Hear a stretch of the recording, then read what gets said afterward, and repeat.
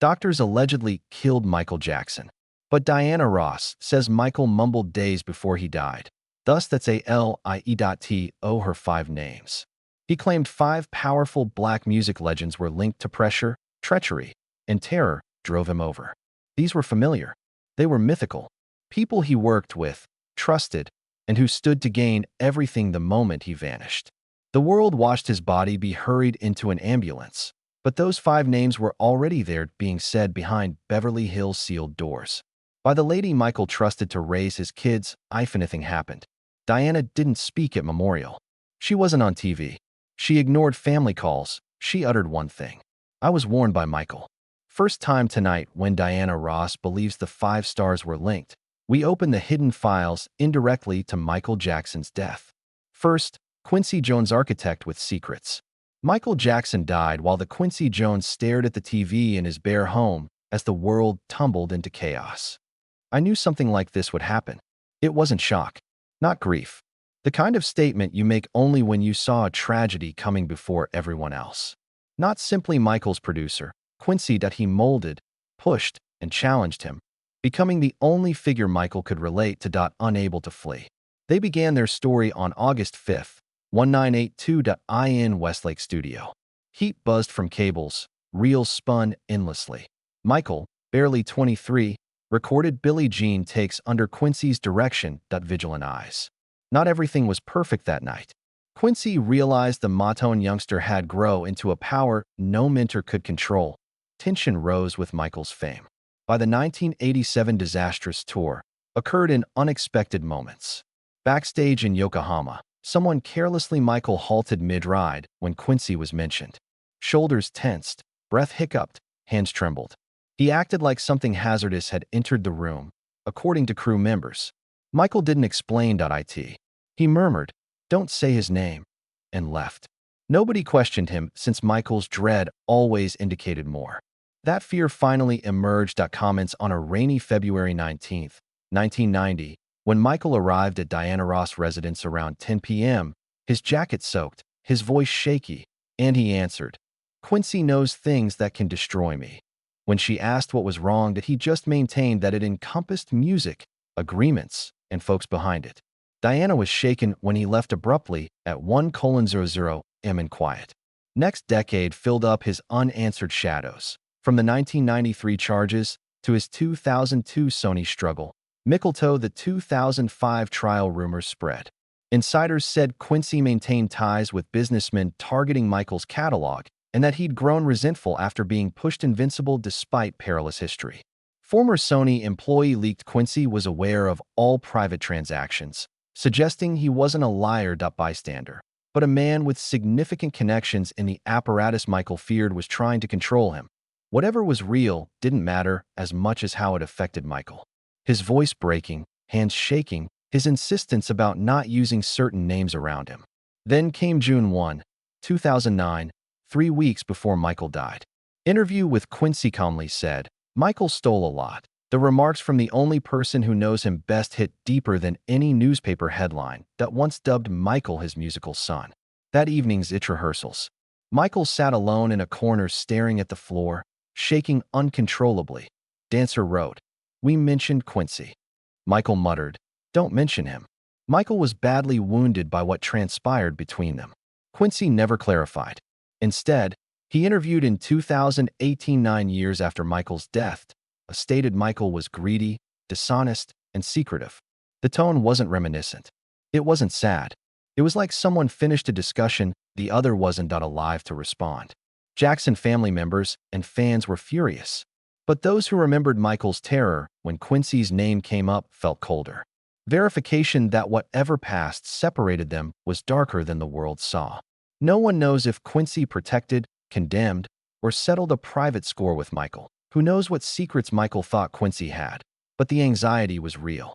The shaking was real. The neither told Diana Ross was real. She muttered at Staples Center. Many thought of Quincy when Michael told her about 5 names before he died. Jones, the mastermind behind his biggest successes and the man Michael always feared. 2. Tommy Mala, former Sony music king. Michael Jackson stood on a Harlem stage on July 9, 2002, trembling with the microphone. Tommy Mala was called a demon, racist, and violent. Industry didn't believe him. They laughed. They fired him. Fame had broken him, they said. But people those closest to Michael realized his dread wasn't staged. It existed, instantaneous and entrenched in a decade-long build-up. Because Michael saw Tommy as more than a music executive, the strongest gatekeeper of Sony's empire label in the world, and a guy whose influence went beyond records. It started with the catalog. And he startled the world by buying the ATV publishing portfolio in 1985, which contained all Beatles compositions. About $47.5 million was its value that it reached hundreds of millions or billions by the early 2000s, as Sony had the resources, incentive, and motive to challenge his ownership. Suddenly, a black musician who refused control held the music industry's golden gem.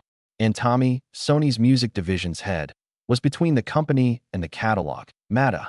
The power dynamic changed, and Michael felt a tightening rope around his neck.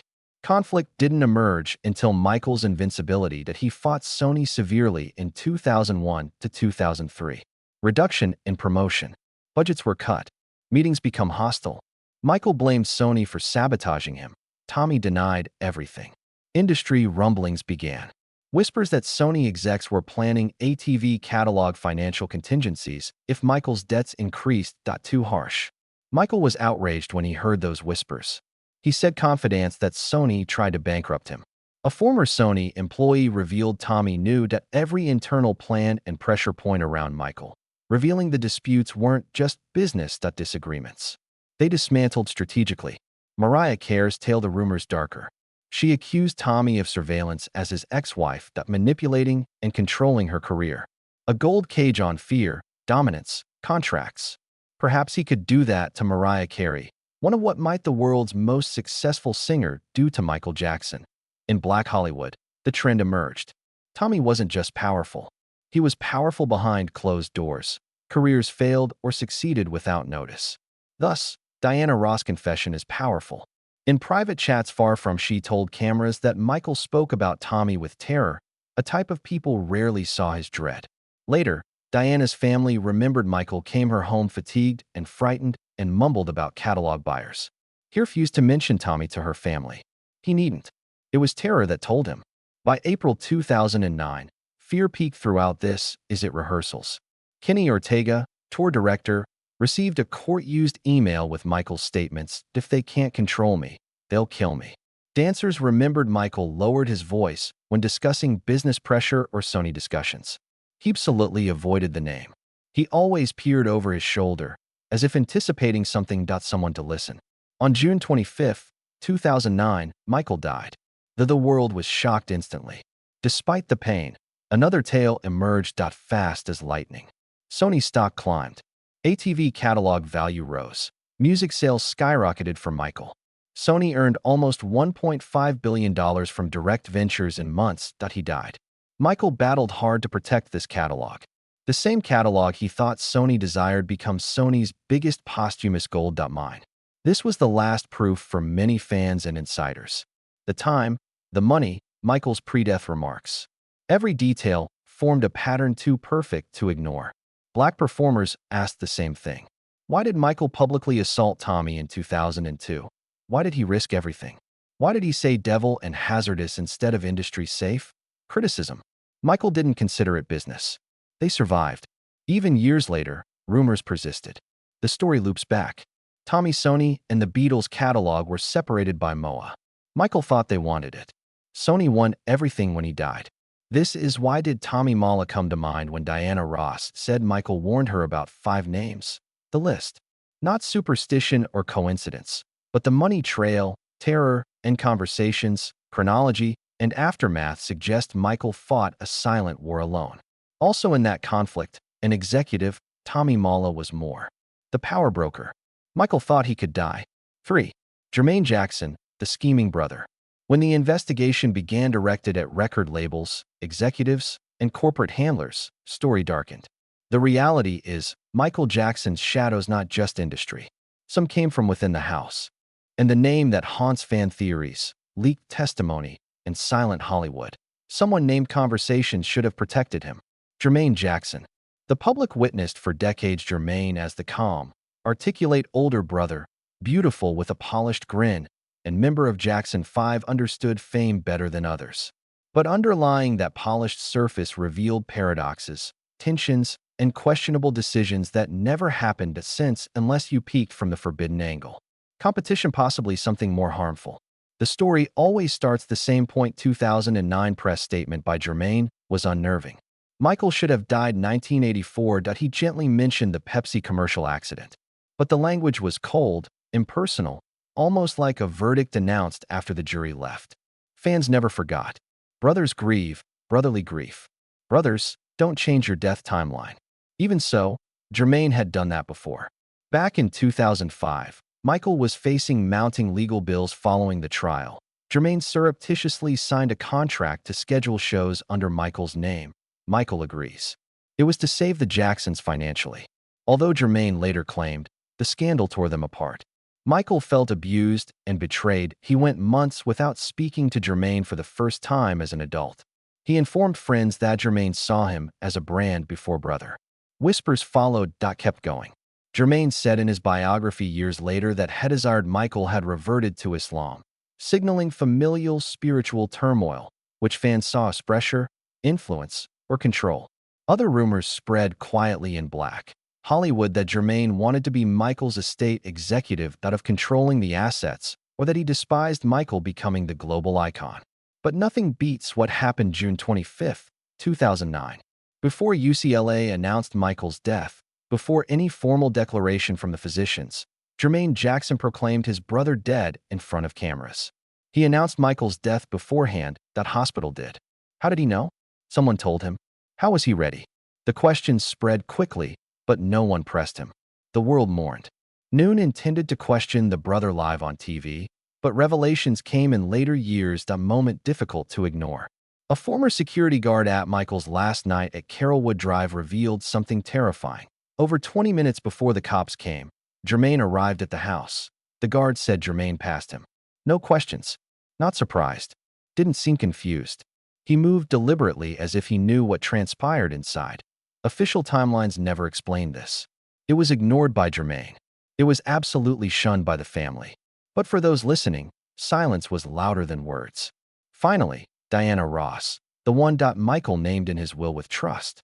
The woman who best understood family dynamics. She once, "I never understood Michael and Jermaine's war," she told a friend quietly. War, not jealousy or rivalry. What could that be? Mean. Many think it started before celebrity, before money. While the Jackson 5 was rising, Jermaine thought he would be the star. When Michael surpassed him completely, Madon chose Michael's voice to be heard first. Jermaine never admitted resentment. He never had to. He told the story with his choices. When keeping with Maton, while the brothers followed Michael to CBS Records was a career move. Decision. Insiders say it was something else. A deep fracture. The brothers never healed it. Even when smiling on camera and performing together, tension hummed beneath the music. Michael confided, "Jermaine wants to lead." In Michael's latter years, their relationship had become a sequence of awkward truces, fleeting reconciliations, and extended silences. Even though Michael didn't want him to, Jermaine represented the family. He negotiated by exploiting Michael's name because everyone listened. After Michael died, Jermaine led the way. Cameras, family gatherings, press releases.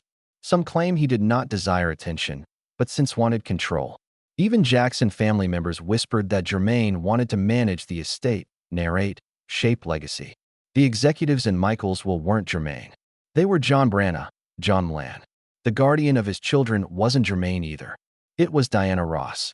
That omission hurt the family. For Jermaine, it appeared deeper. He often talked about what he should have done differently. Allowed to manage, and how the estate maltreated the Jacksons. Some this wasn't grief, say sources. It was ambition, frustration, and exposure. Fans cannot dodge time.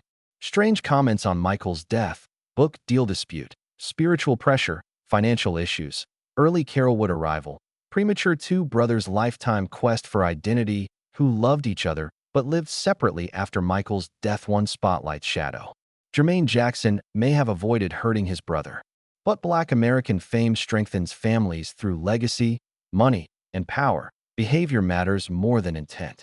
activities of Jermaine left a mark. Something that made many think he wasn't only the sad brother on TV, but the sibling with a heart that dark goal Michael had avoided for years. 4. LaToya Jackson, sister said murder. The Michael Jackson death story had two time frames always. Official, ending June 25th at UCLA 2009. The Whispering Corridor timeline, written in diaries, and most loudly by LaToya Jackson, the only Jackson sibling to defy tradition. Without waiting months or weeks, she talked. Within days following Michael's death, she was filmed at her wide, unblinking eyes and delivered the 15-year-old rumor-blasting statement. Michael died. Conspiracy. In contrast to family, LaToya walked with care. Names were said. She said, powerful individuals say. She spoke silences. Why did she say it? Answer. A lifetime of industry, family, and self-fractures. Fractures before Michael died. Understand LaToya's fury 2009. Revisit her 1993 Tel Aviv press conference. Aviv read paper shakily. She accused her father, Joseph Jackson, of mistreating siblings. Michael was utilized by many. She said, strong people, that the family protected predators, and that she worried for her brother. Even then, the world disregarded her. Her Jackson family disowned her. Fans called her a traitor. After years, the AEG trial and stolen diaries demonstrated how susceptible old LaToya clips looked odd to Michael. And people forget this. Handlers surrounded LaToya in the 1990s with Jack Gordon, her abusive husband-manager, who imposed Playboy photo shoots, tabloid contracts, great interviews. She later said he threatened to kill her if she didn't read the charges that own family. Her instincts and suspicions increased in darkness, told her one fact she repeated forever. Someone controls everything in this industry. After Michael died in 2009, LaToya did not grieve like a sister. She exhibited pattern-savvy behavior. After Michael died at lunchtime on June 26, 2009, LaToya donned black glasses and a beige coat to Michael's Carrollwood Drive home. Security cameras captured she entered at the side gate with two men carrying folding bags. A bodyguard later acknowledged anonymously that LaToya spent over 5 hours at the home gathering items from Michael's office, library, and bedroom. She carried 9 bags. 9. When queried, the guard whispered, many documents. Notebooks, envelopes, drives, cassettes. But he said the bags were taped. Second witness Maid told reporter, stunning everyone. The wooden box from Michael's closet was found by LaToya's crew years later. She stated the box had handwritten letters, contracts, and a list. She listed debts, enemies, and messages. Fans believe Miss Ross meant Diana. A woman Michael named guardian of his children. Letters may have contained warnings, admissions, or private secrets from Michael. Thus, Diana's years late reply chills everyone. When asked privately, thought about LaToya's conduct after Michael died, Diana sighed and said, he claimed, LaToya knows things Michael never wanted anyone to reveal. LaToya refused to defend herself and confessed the truth. That night, someone stole from that house. Where is a huge Michael Jackson chronological mystery.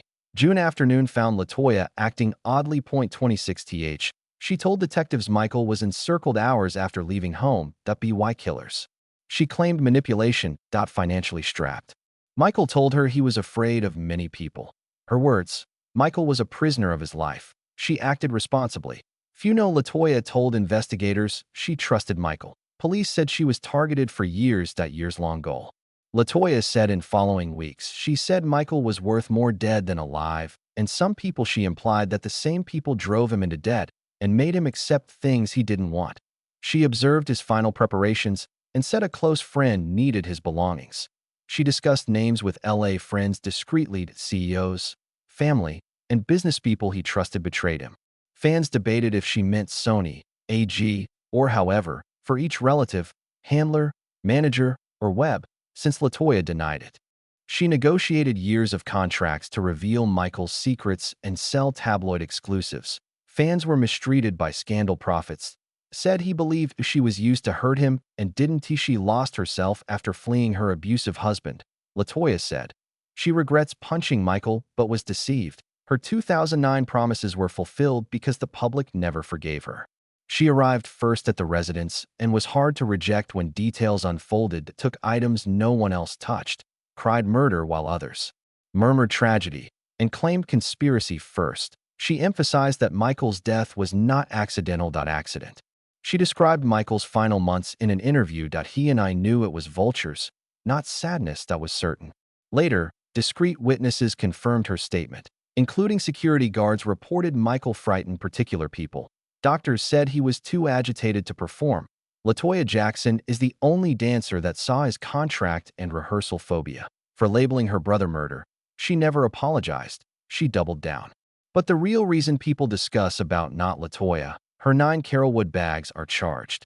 Drive unknown bags many assume hold the diaries, warnings, legal threats, and private information in bags Michael never divulged. Whether LaToya written letters or confirmed Michael's worst dread, no one has said they kept such secrets. Undoubtedly, LaToya Jackson lost a brother and became protect something darker. The bits Michael left in a house where he died mute. Michael Jackson's sister LaToya cried murder in his final hours, left the house with the truth, or as close as possible. The godfather who built him, Berry Gordy, may have music industry power that doesn't teach him Michael Jackson. Power to shape a life before it begins is more important than charts or money. He never forgot his discoverer, Berry Gordy. They polished, disciplined, created, and troubled him in ways no one understood. Prior to scandals, fame wars, and litigation. 11-year-old Michael Jackson stood in Matone in July 1968, sweating temples in Detroit audition room with Berry Gordy. Berry didn't see him sing Who's Loving You as a kid. Nodding silently changed the outcome. Sign them. Michael Jackson became the Motown is discussed spiritually, professionally, and emotionally. The Motown factory had sharper restrictions than Blades, Michael thought. Berry supervised everything the Jackson 5 did. Dressing, dancing, he assigned vocal coaches in interviews, choreographers, etiquette tutors, and PR pros to make black entertainers approachable. Michael remembered never playing outside or going to the movies as a child. He practiced daily. I never had a childhood. He told Oprah in 1993 that he never mentioned who stole his childhood. Therefore, shadows remained at BY teenhood. Michael was tense, silent, but forceful.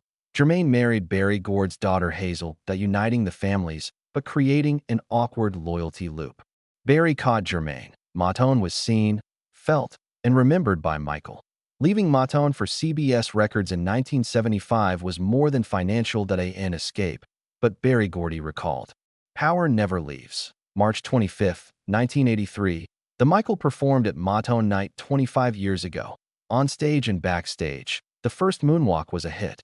Instead, some dancers stated Michael cried in the dressing room before performing.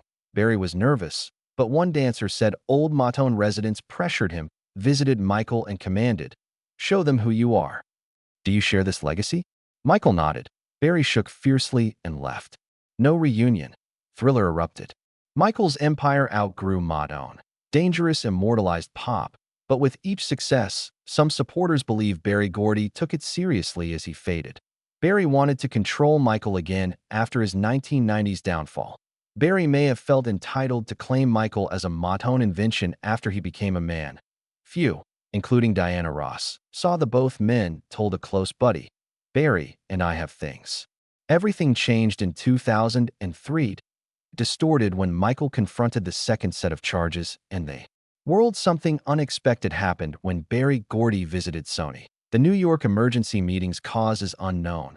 Berry entered without being Michael's manager, lawyer, or executive. Fans argue why Michael entered those doors during his dilemma. There. Invited by whom? He knew what. Most importantly, who was he speaking for? Berry didn't want Michael to break down publicly, claim dance historians and Matone insiders compassionately. But because Michael was Berry's crown jewel, the Matone pristine past myth collapsed. Some whisper a theory more unsettling. Berry's presence suggested the old guard was watching. Maybe protecting select. Berry's July behavior at Michael's memorial is unsurpassed. Berry Gordy died in 2009, mourned by celebrities and fans that approached the podium and read his eulogy with odd composure. That he spoke without hesitation, tears, or fissures. Years-long speech. He seems calm, fans said. Content. He appeared resigned, like a guy burying more than a superstar. but a mystery since Michael left Matone.line that stunned millions. Michael, the finest performer, was not my best student. A final label, my finest discovery. Barry's respect, or closure, was uncertain. They shared, but with pride, bitterness, protection, and quiet. Besides business, black pioneers in white-controlled industries suffered trauma. Barry knew the machinery, had early renown, and hidden information that behind Michael from the start. Handlers, contracts, and affluent people who owned everything, but Michael. The voice. Michael saw Barry's strength first. Years after Michael's death, Barry remains one of the story's most compelling characters. His silence prevented him from explaining Matone 25 pressure. He never explained why he joined Sony during Michael's toughest legal crisis or his eulogy. Berry Gordy convinced Diana Ross they would never speak. Heavy, moldy Michael Jackson's foundation weighs down. In Michael's final story, they upend their system. Barry is a sculpted figure, neither good nor evil. He was Michael's previous stone, too important to obliterate, too complex to praise, and too quiet to ignore. The father of the Jackson legacy, whose demands, systems, and silent power endured. Some admirers felt that shadow after Michael left Motown. 5 names. 5 unlifted shadows. Calm storms around Michael Jackson. A producer with too much information. Executive who wanted all. Truth-avoiding brother. Sister who entered with 9 suitcases night. A godfather who preferred silence over confession. Many believe Michael died alone, yet he was surrounded. People who needed, drained, watched, negotiated, and doubted him pressured him with his domain and hungry hands. Michael lived behind glitter, gloves, and loud cheers. Power struggles, debts, family strife, secrets, and silenced loyalty and boardroom battles he disliked but couldn't escape. Danced for the world but feared. Was never healed but healed millions that gave up and only heard Diana, his lone friend, warn him in the dark, recall their names. He announced the storm's approach. His June 2009 fall, Not the 5 Shadows, was seen by the globe. Now that files are visible and masks are gone, after each whisper, one question remains: the dying breath. If Michael Jackson feared these 5 that imagined seeing his afterlife, what would he say?